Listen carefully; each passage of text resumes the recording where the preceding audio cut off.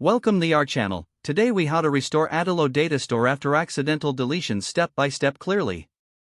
First, log in to your Adalo account. Navigate to the application where the Datastore was accidentally modified.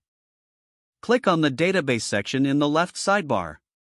Locate the Collections tab and select the collection you wish to restore.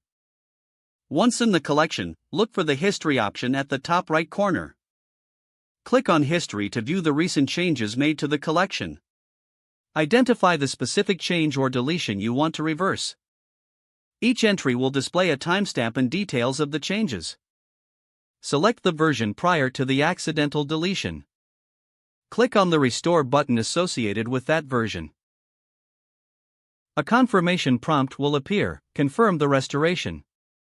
After restoration, navigate back to your collection to verify the data. Check that all previously deleted items are now visible and intact. If necessary, repeat the process for any other affected collections. Test the application to ensure functionality remains unaffected. Ensure to communicate with your team about the restoration. Document any changes made during the process for future reference. If the page does not load, refresh the browser or try again in a private or incognito window. Make sure you are using the correct email address, then retype it carefully to avoid small typos. If your password is not accepted, use the reset option and create a new strong password you can remember. Check your spam folder for verification or security emails, then complete any requested confirmation steps. Enable two-factor authentication if available to improve account security and reduce unauthorized access. After signing in, review your profile details so your contact information and settings are accurate and current.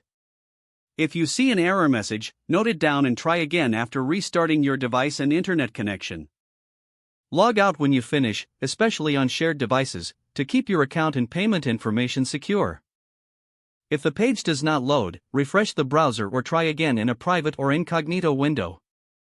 Make sure you are using the correct email address, then retype it carefully to avoid small typos.